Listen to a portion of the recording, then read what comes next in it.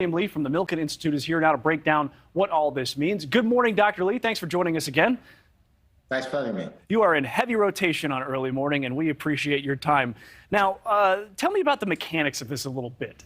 Does the Federal Open Market Committee know what the GDP numbers are when they make this decision to raise interest rates, or are they waiting on that like all of us, and they're just doing this based on kind of backward-looking indicators? They're waiting just for the rest of us. Sometimes the chair will get a notice of the GDP release the day before, but it's not until late in the afternoon. Well, isn't that then kind of a bad way to set things up? Because you want to know if you're in a recession technically before you raise interest rates, or does it really not matter? They were going to do this anyway because inflation is so high. Well, Mitch, the key to the monetary policy right now is what's happening with inflation, and you're absolutely right. The chair has told us the best thing for growth in the long term and to ensure durable growth is to be able to get rid of inflation. And that's why the Fed has now persisted in trying to raise rates to the point where we can actually see inflation turn the corner. And it hasn't so far. So we talked about President Biden and Janet Yellen, who former Fed chair is now a political appointee that's, Treasury Secretary is in the Biden administration. You said, well, now she's in the political realm. I'm going to have to take what she says, though I respect her with a grain of salt. Now Jay Powell is kind of saying the same thing, though. Well, we might see GDP drop, but we're not really in a recession. So what do you make of the Fed chair now saying, who was appointed by a different president, by the way, saying, well, we might not be in a recession despite what the GDP numbers say?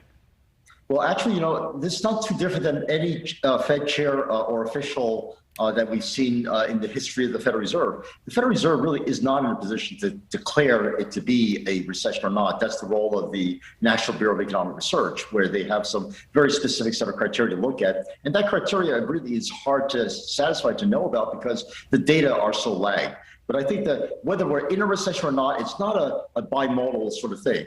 Let's face it, right now, everyone is feeling pretty crummy. It's not as bad as when it's a real recession and people are being laid off and unemployment rates are high and we have inflation, but we already have a situation where the Fed has to do something to get rid of the inflation, and that's exactly what they're doing. I sound like a mouthpiece for the Fed, but it really is the right thing to do right now and not worry about the definition of recession of being here or not being here. Not at all. I mean, you have a PhD in economics, but saying that everybody feels pretty crummy is probably the best way to put it. There's a lot of information out there, but I think that's pretty accurate. Now, the most important question, I think, for this interview for today is, do you foresee another interest rate hike coming later in the year? I know we kind of have to wait on inflation numbers, but they kind of have to go down with fuel prices going down. So if that goes down, does that mean we don't see another interest rate hike? Not at all. In fact, even if the headline inflation number goes down because gasoline prices have started to come back down a little bit, the key to inflation is what's happening to core inflation, the underlying price increases that we see in service sector like auto mechanics, rents, and those have not come down. Those are continuing to go up. And the key to that is that we don't want inflation to take hold and generate expectations of further inflation, and that caused that wage price spiral of the corrosive 1970s that we definitely want to avoid. So the key to policy right now is keep it going until we start to see inflation come back on a clear path towards 2%, and right now we're at 9%. How long will it take, though, to get it from 9% to 2%? That's years long, isn't it?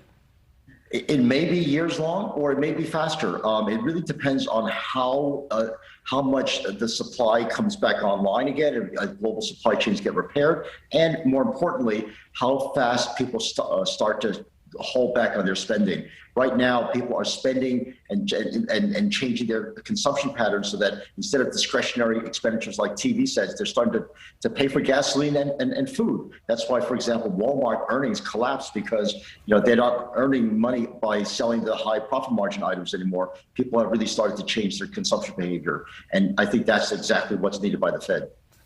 All right, you heard it here first. Chief Economist William Lee says the Fed not done yet. Thank you for coming on early morning, sir. Thanks for having me. Now, while recession fears continue to loom across the country, there are some signs that the economy is improving. For example, we just talked about it. This morning, gas prices are down, with the national average sitting at $4.27 per gallon.